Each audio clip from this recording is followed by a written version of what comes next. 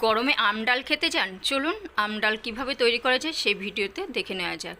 আমি আম ডাল তৈরি করা হয়ে গেছে, সেই এক ঝলক দেখিয়ে দিলাম। কড়াতে দিয়ে দিয়েছি, ডাল বসিয়ে দিয়ে সঙ্গে সঙ্গে হলুদ আর সামান্য তেল দিয়ে ডালটা ফুটতে আরম্ভ করেছে। দেখুন, দেওয়ার পরেই সঙ্গে সঙ্গে ডালটা সিদ্ধ হয়ে যায়। হলুদ আর তেল দিয়ে দিলে তাড়াতাড়ি সিদ্ধ হয়। আমি এখানে আম নিয়েছি, আমটা ছিলে স্লাইসভাবে কেটে নিয়েছি।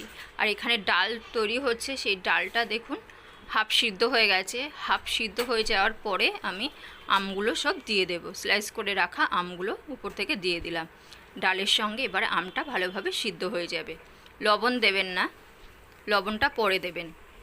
ডালটা সিদ্ধ হতে দিয়েছি। এবার কী কী মশলা লাগবে সেই মশলা এক ঝলক দেখিয়ে দিলাম। নিয়েছি কিছু দুটো শুকনো লঙ্কা, হাফ পেঁয়াজ নিয়েছি, আর কিছু রসুন নিয়েছি ছাড়িয়ে। এবার সেগুলো কীভাবে কুচিয়ে নিয়েছি দেখুন, একদম মিহি করে রসুনগুলো গোল গোল সার্কেল করে কেটে নিয়েছি, পেঁয়াজগুলো কুচিয়ে নিয়েছি হাফ করে। আর এখানে আমার আম ডালটা তখন সিদ্ধ হয়ে গেছে। দেখুন ডালগুলো পুরো গলে গেছে, আমগুলো গোটা গোটা আছে। এবারে জল দিয়ে আমি ভালো করে নাড়িয়ে ফুটিয়ে নেব। কড়াতে তেল দিয়ে দিলাম, তেলটা গরম হলে ফিরে আসছি। দেখুন তেলের পরিমাণ বেশি দেবেন না, অল্প দেবেন। আমি এবার রসুন কুচিয়ে রাখা রসুনগুলো সব দিয়ে দিলাম তেলের উপরে। একটু কালার পরিবর্তন হয়ে গেলে তখন আমি দিয়ে দেব পেঁয়াজ কুচিগুলো। দেখুন রসুনের কালারটা পরিবর্তন হয়ে গেছে। আমি এবারে পেঁয়াজ কুচি আর শুকনো লঙ্কাগুলো দিয়ে দিলাম, দিয়ে ভাজা ভাজা করে নেব একদম লাল লাল করে। লাল লাল করে ভাজা হয়ে গেছে আমার। এবারে আম ডালটা দিয়ে দেব কড়াতে। দিয়ে দিলে তৈরি হয়ে যাবে। ভিডিওটি ভালো লাগলে কুক উইথ শাবানা ইয়াসমিন চ্যানেলটি যারা এখনও সাবস্ক্রাইব করেনি, সাবস্ক্রাইব করে পাশে থাকা বেল আইকনে ক্লিক দিয়ে সঙ্গে থাকবেন। এইভাবে ডাল রান্না করলে গোটা গোটা আমটা থেকে যায়।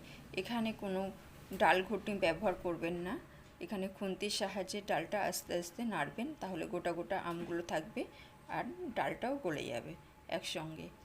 তাহলে অনেকের আম মিহি হয়ে গেলে ভালো লাগে না খেতে, পছন্দ করেন না, তারা এইভাবে আম ডাল রান্না করে খেতে পারেন। তাহলে গোটা গোটা আমগুলো তুলে প্লেটে খেতে পারেন। এইভাবে প্রসেসিং করা হয়ে গেছে আমার আম ডালটা। এবার টকবক করে ফুটতে আরম্ভ করেছে। এবার উপর থেকে দিয়ে দেব লবণ, স্বাদ মতন লবণ দিয়ে দেব। দিয়ে আরও আমি 5 থেকে 10 মিনিট মতন ফুটিয়ে নেব। ফুটিয়ে নিলেই আমার তৈরি হয়ে যাবে আম ডাল। দেখুন কত সুন্দর কালার হয়ে গেছে।